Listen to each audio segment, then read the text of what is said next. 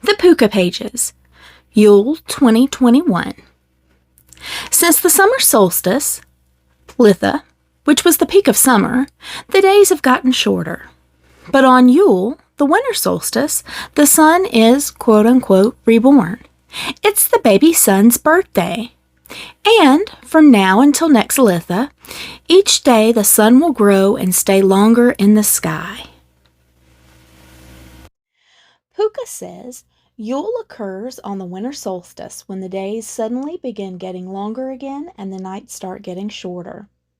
The word Yule means wheel and reminds us that the wheel of the year is ever turning and that, even though there are still a couple of months of cold ahead, we are now growing toward the light.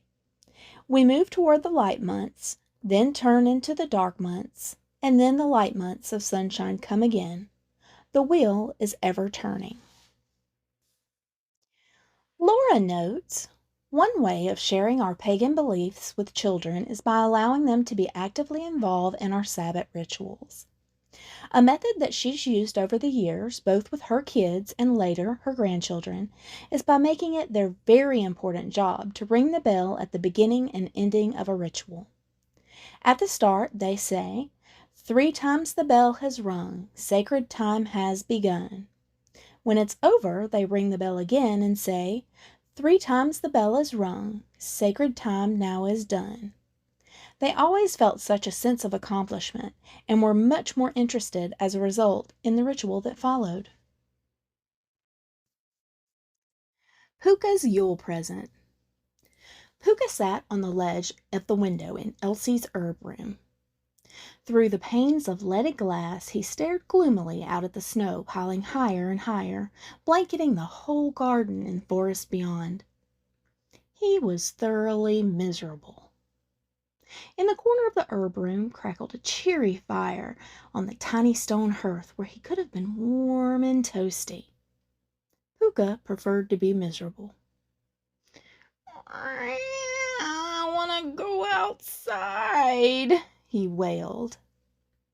Behind him, Elsie glanced up from the pomander she was making.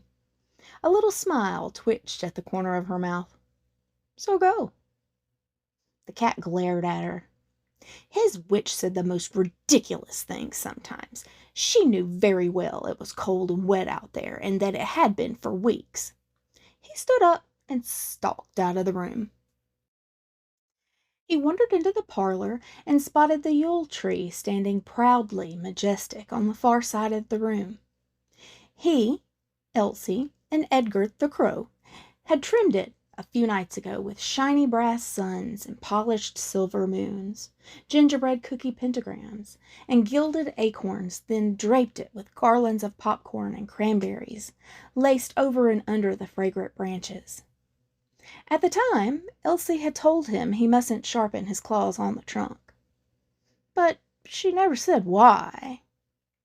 So, Pooka strolled over to the tree and proceeded to do just that. His claws dug in and pulled. It felt so good.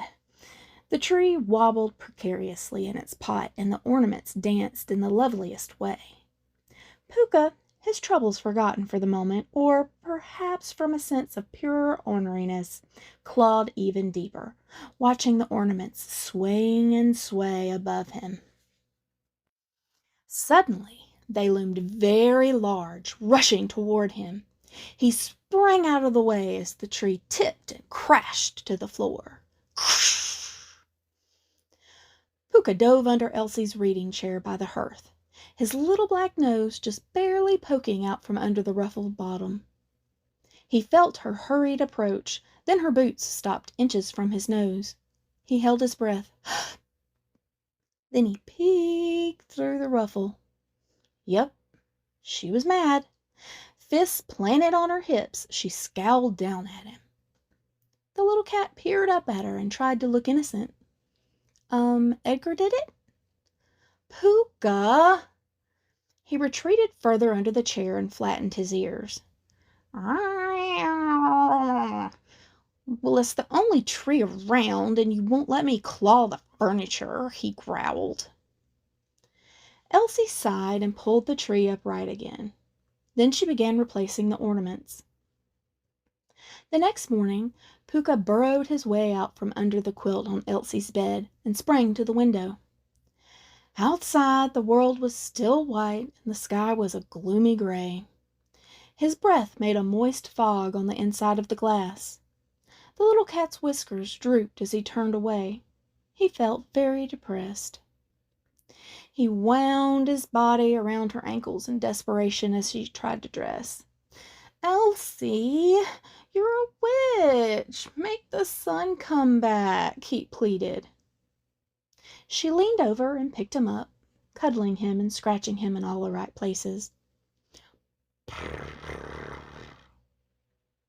But Pooka's purring stopped when she told him, "I can't.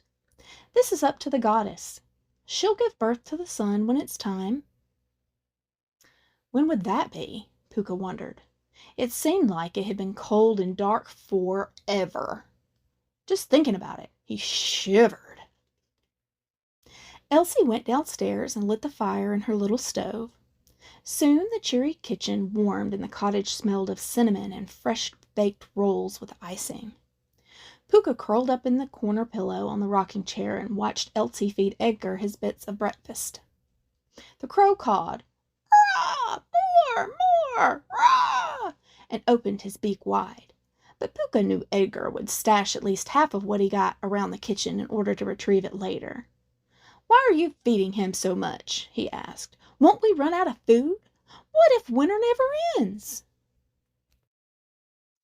"No, we won't run out. And of course winter will end, silly," smiled Elsie. "But while it's cold out, critters like Edgar need an extra layer on their bodies to stay warm." "Where's my extra?" Pooka demanded. Elsie raised one eyebrow.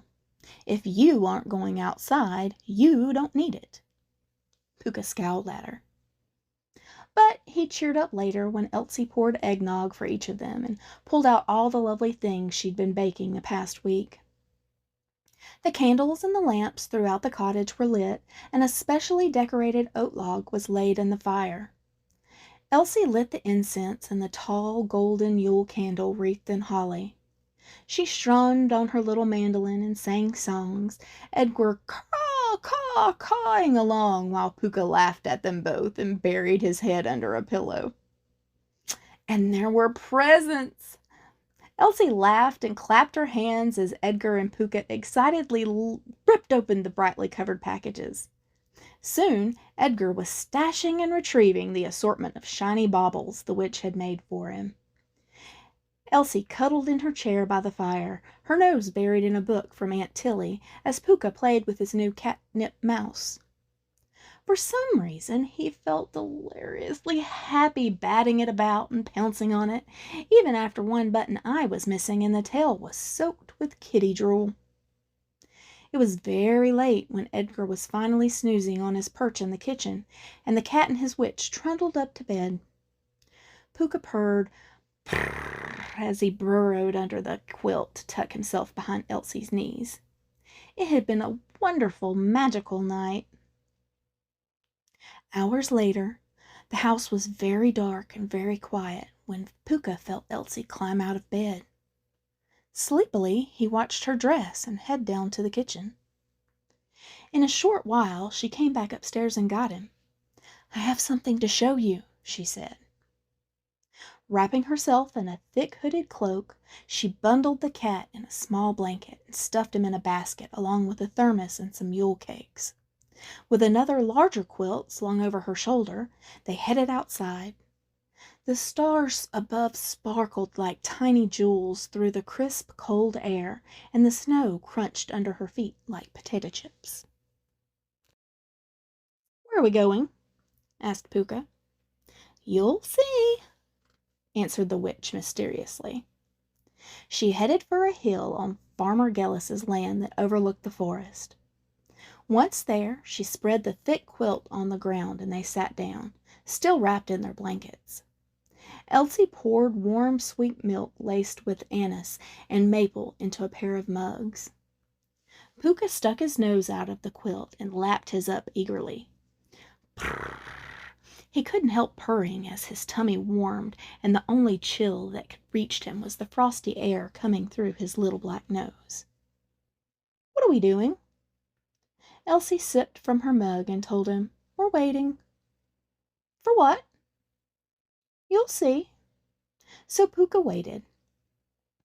Within a few moments the forest was bathed in a faint golden light, and the sky became a rosy pink and blue. And peeking over the tops of the hills and trees was a faint, small orb of light. Pooka's eyes widened, miniature mirrors of what was before him. "What is it?" he whispered. "It's the sun," Elsie whispered back. "It's the newborn baby sun." "Will the snow go away now?" Pooka asked eagerly. "No," she told him. "The sun's still newly born and weak. It must grow stronger. But each day now will last a little bit longer, and before too very long all the snow will be gone and you'll be playing outside again." To Pooka, huddled in his blanket, this all seemed to be a long time off, but at least it was beginning. He marveled at the magic of the baby sun being born, and felt that somehow this was the best Yule present of all.